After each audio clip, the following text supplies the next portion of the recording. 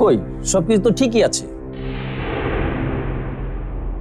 সব ঠিক থাকলে এত জ্বর হচ্ছে কেন? কখনো 102, 103, 4-5 উঠে গিয়েছে। ব্যাপারটা তো আমিও বুঝতে পারছি। সব গেল, সব গেল গো। আমার কি হবে গো?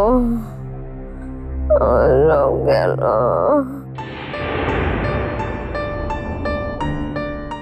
আচ্ছা, কোনো খারাপ খবর টবর উনি শুনেছেন কি? না, সেরকম কিছু তো হয়নি। ওষুধগুলো সব ঠিক মতো খাওয়ানো হয়েছে? জি, আপনি যেগুলো দিয়েছেন সবগুলোই খাইয়েছি। তাহলে জ্বর না কমার কোনো কারণ দেখছি না তো। ডাক্তার সাহেব, তাহলে কি হাসপাতালে ভর্তি করব?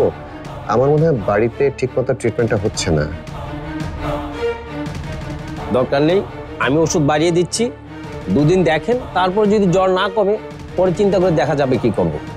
ঠিক আছে? একদম সুস্থ একটা মানুষ কিভাবে এরকম জ্বরের খপ্পরে পড়লো কে জানে।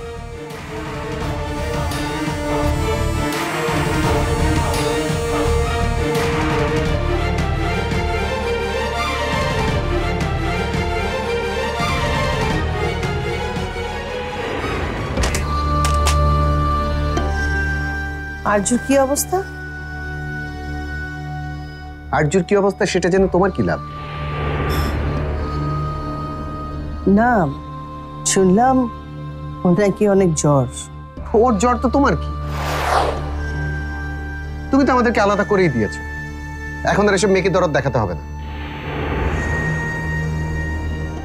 ডাক্তার সাহেব, শাহিন সাহেব, জি আমি তাহলে আসি। জি চলুন, আমি আপনাকে এগিয়ে দিচ্ছি। আসুন আসি।